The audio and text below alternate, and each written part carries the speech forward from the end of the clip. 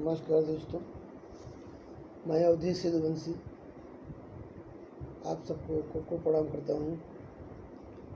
और ज़्यादा कुछ ना कहते हुए एक कोरोना काल जो चल रहा है इसी पर मैंने एक गीत लिखा है जो कि अगस्त महीने में ही लिखा था। तो अभी कोरोना को बढ़ते हुए देखकर मुझे वो गीत याद आ गया, तो सोचा शायद आप सबको सुना दूँ। तो एक भक्त रहता है भोले बाबा का, तो वो बेचारा इस कोरोना महामारी से परेशान होकर उसका काम धंधा सब छूट जाता है और परम भक्त रहता है भोलेनाथ का। तो भोले बाबा से प्रार्थना करता है और क्या कहता है, अरे कबले है कोरोना जाई, हे भोले बाबा बताई, कबले है कोरोना सताई, हे भोले बाबा बताई, हे भोले बाबा बताई, शिव बाबा बताई, कबले है कोरोना जाई, हे भोले बाबा बताई, कबले है कोरोना सताई, हे भोले बाबा बताई।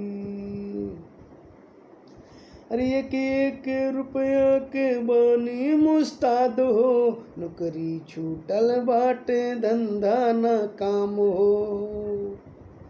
एक रुपया के बानी मुस्ताद हो, नौकरी छूटल बाटे धंधा न काम हो। अरे कैसे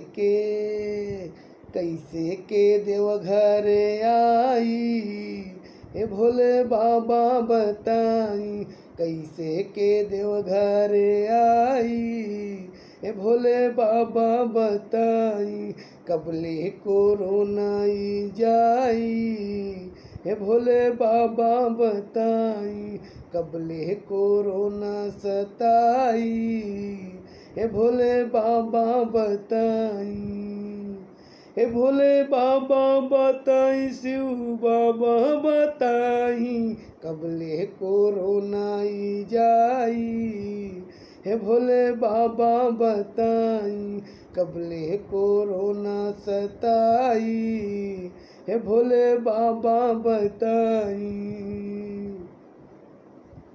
अरे सावन में भूखल बानी सोमवार हो, कैसे आई भोला हम तोरे द्वार हो।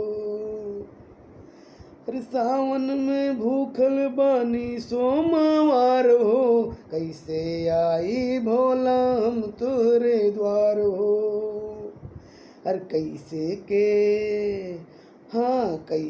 के जलवा चढ़ाई, हे भोले बाबा बताई, कैसे के जलवा चढ़ाई, हे भोले बाबा बताई, कबले कोरोना जाई, हे भोले बाबा बताई, कबले कोरोना सताई, हे भोले बाबा बताई, हे भोले बाबा बताई, शिव बाबा बताई, कबले कोरोना जाई, हे भोले बाबा बताई, कबले कोरोना सताई, हे भोले बाबा बताई।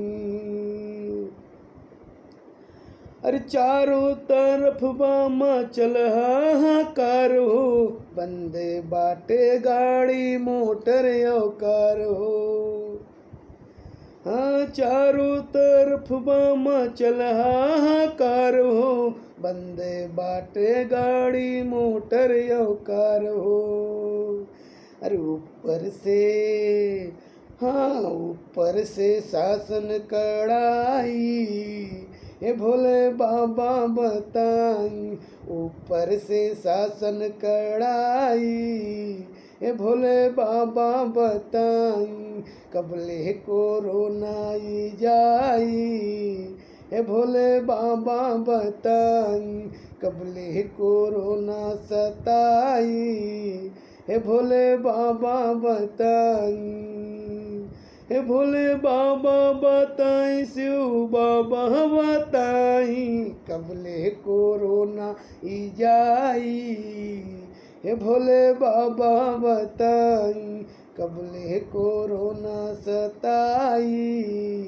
हे भोले बाबा बताई, हे भोले बाबा बताई, हे शिव भोला बताई।